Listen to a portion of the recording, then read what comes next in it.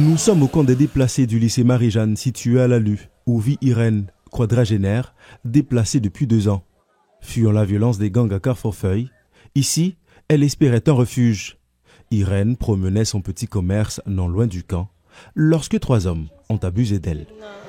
C'est le moment où je vois un monsieur campé dans une barrière. Il dit, moi, ma chaîne vient vendre. Quand on a mal vendu, il vient le point de comparaître, il va me corps. Après ça, il dit, il va monsieur à comparaître en dedans, il a pas acheté. Moi, je dis que ça, côté là, il dit, là, on met entrée. Les montres en dedans, moi, je vois 2 messieurs tête marée, figure barré en dedans. On a dit, venez nos machines. Moi, pas jamais penser si c'est messieurs qui relèvent. Je cherche contre les gens qui relèvent. Pour mal vendre, je regarde moi l'autre la fait, mais venez nous. On a commencé à camper bas porte là, comme ça, je viens fricat. Dans le côté, je viens babli, comme ça. Il dit, mais c'est là que je blèche dans la tête. Le moment où je blèche dans la tête, je ne peux pas dire rien encore. Mais c'est aucun bébé. Le premier sac qui est bébé, il servait avec moi dans DM. Le premier, c'est dans DM, il servait avec moi. L'autre là, il n'a pas servi avec moi dans DM.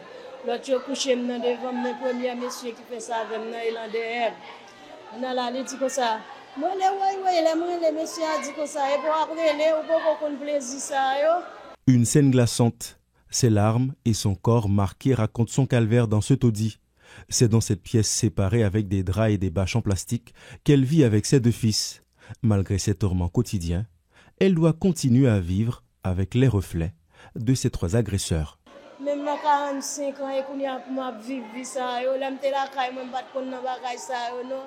on est là, il finit le pousser, l'autre là finit là, il finit.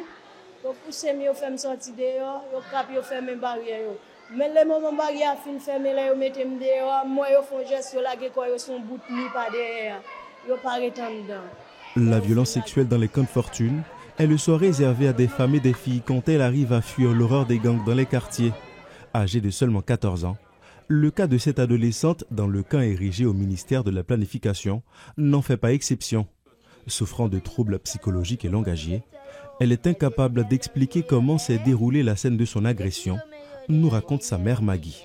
L'élément qui fait me comprendre c'est violé, c'est parce que nous venons découvrir, nous elle a craché et l'elvin vient régler, elle vient mettre contexte pour les moi elle pas venir encore.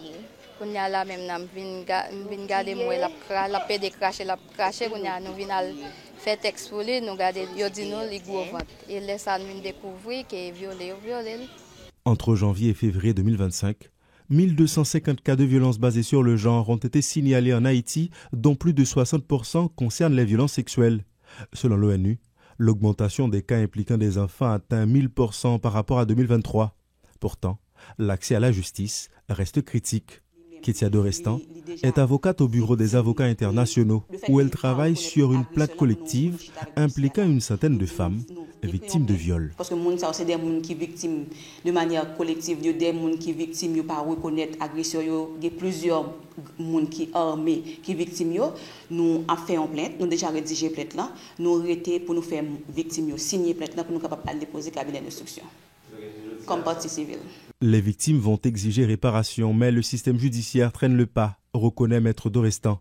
Elle signale en même temps la mise en liberté sans procès d'un agresseur qui a violé un enfant de 8 ans. Nous allons dans le sous-commissariat et nous cherchons l'information. Et là, nous arrivons à accompagner le juge de paix. Nous jouons l'information, effectivement, et l'agression a été transférée au tribunal de paix. Pourtant, le code pénal prévoit jusqu'à 30 ans de prison pour ces crimes. En avril dernier, le gouvernement de transition a procédé à la création de 2 pôles judiciaires spécialisés, dont un consacré aux violences sexuelles. Martel Jean-Claude, juge instructeur, y voit une avancée majeure. Avec l'expérimentation de ces 2 pôles au niveau de la juridiction de Port-au-Prince et de l'accord de Beaucaire, je pense qu'on va assister à un meilleur traitement de ce type de violence sexuelle. Survivantes d'une situation sécuritaire précaire, ces femmes et filles continuent de subir le joug de la violence sexuelle.